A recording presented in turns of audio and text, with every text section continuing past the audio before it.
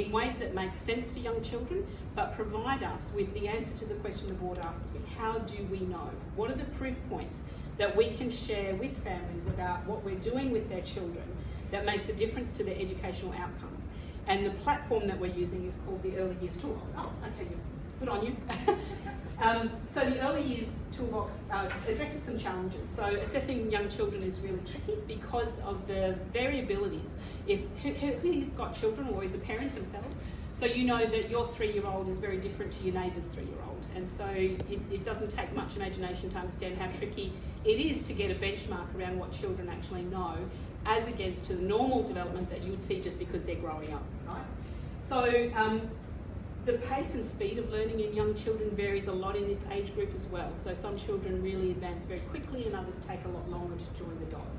The work that the University of Wollongong have done in developing this Early Years Toolbox accounts for all those variabilities. They've done all the heavy work behind what there is. So our opportunity was to work with the university, which gives us sector-leading credibility, to have a partnership with the leading Australian university in this space, and to share with families those proof points around the experiences that they're having in our centres every day with children.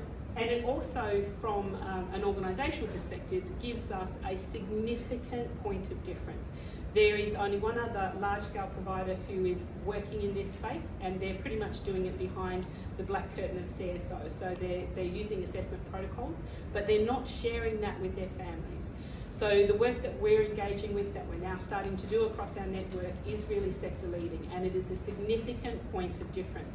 And it's something that I think we can be really justly proud of, that we're actually putting our money where our mouth is. We're saying we're making a difference in children's lives, and this is actually providing the proof that that's exactly what we are doing. So, next slide. So what is it? So it's called the Early Years Toolbox.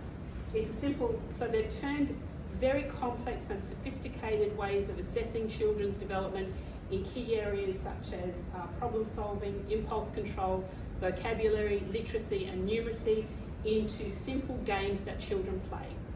And the games then get scored, and that scoring is taken back to the university and benchmarked against some 20,000 children's results that they have gathered internationally and in Australia. That then gives us a benchmark about how our children are doing against that database of huge information coming through from children. So the assessments that our centres are now starting to work with is vocab. So that's how we assess children's working memory and vocabulary knowledge around labelling things, naming things. Pretty self-explanatory, but communication is one of the key indicators for children's learning. Children who can communicate with others, their wants, needs and interests, are streaks in front of those children who have issues with communication. It's really important that children can talk about their lived experiences to the adults and children around them. Numbers is again pretty self-explanatory why that's important. For children, being numerate is really important school readiness skill and life skill that children need. So this assesses things not only around number, but also around geometry and measurement. So quite sophisticated streams of mathematics is being assessed through the games of numbers. It's actually got things in here that as our educators are learning how to use these apps, some of these games actually are really quite challenging even for adults to do because of the pace of it. So they're scaled for age groups, but adults actually also find them pretty good as well. Go No Go is really a fun game and very important, and it assesses children's impulse control. Children, in order to be successful at school, have to be able to do things like wait. They need to be able to make good choices. They need to be able to have a sense of autonomy and agency. And so the way that we not only build those skills but assess against it is by seeing how much they can resist or give in to impulses. And so this is a game where the little fish swims across the screen, and they're given instructions that they have to tap every time they see the fish and not tap every time that they see the shark. It sounds super simple, but the assessment that sits behind that is incredibly sophisticated. And then not this is, you can see it's got geometric shapes all over the page. This is about assessing children's working memory. And so it's giving them instructions, so it's also assessing how well they can follow instructions that are given by adults to them. And so the instructions might be that they need to tap every yellow large square, so that they have to hold on in memory what the instructions mean, and then they actually have to tap the right things on the sheet. And the final one is also assessing working memory.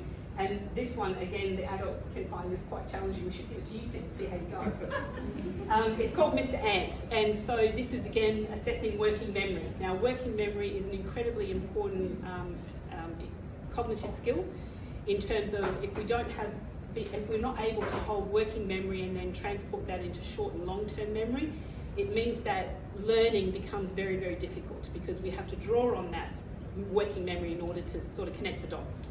So Mr. Ant is a case where we've got little ant figure there and stickers come onto the ant's body and they stay there for about 3 seconds and then they disappear. And then the child has to go back in and remember where the stickers go on the ant. Again, sounds incredibly simple. It is simple, but sitting behind that is very, very sophisticated analytics. So those are the assessment platform that we are now putting into centres and beginning to roll out. Next slide, thanks. Where it gone? Oh, it's gone. So currently we had 3 services working with ourselves to build the user guide. So we're working in partnership with the university, but we had to sort of work also with our teams to work out how does this actually get walking feet in our centres. So 3 services in Queensland helped us to build the user guide about how does this look, sound and feel in our centres. That's been going now for several months, and just recently we incorporated the next phase into this project with just another 20 services. So at the moment we have 23 services that are actively using this assessment. And Steve, I saw a report coming through from you the other day that in one centre there was 117 assessments done last week, right? 117 formal assessments. I can tell you one thing right now, no one else is doing that. No one. So it's up there, so the children are actually sucking it up. The other thing, when the consistent feedback that we've had from the centres is that the children love doing this so much, they actually want to do it more than we want them to do it. So it's really hitting the mark in terms of what children are looking for. So the impact so far, our aim is that we will have network coverage throughout 2023. So there'll be a number of phases. The next phase that we're planning, which will be ready for a January kickoff, will be another 50 services. So we're just testing it to make sure that there aren't any unforeseen road bumps in the way before we actually go to full-scale network coverage.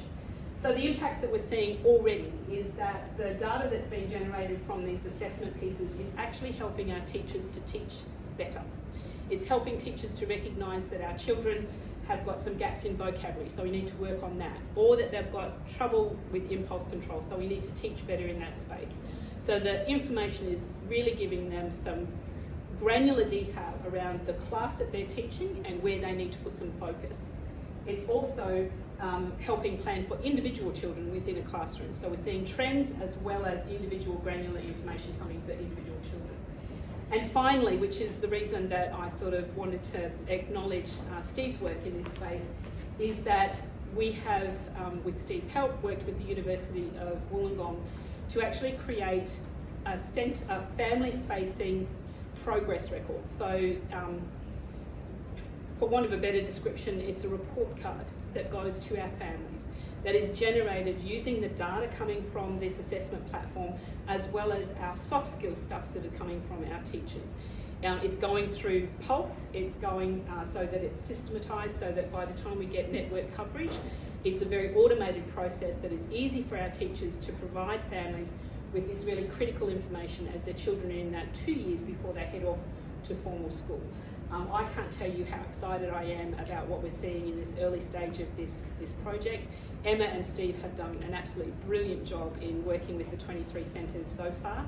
The operations team, where's Tori? She's hunting me down to sort of make sure that she's got her fair slice, as is Kelly, in terms of who's in the next phase. So watch this space. But without exaggeration, what we're doing with this is really sector leading and something that is going to be so good and so helpful for our children and for our teachers and ultimately for our centres. Brilliant.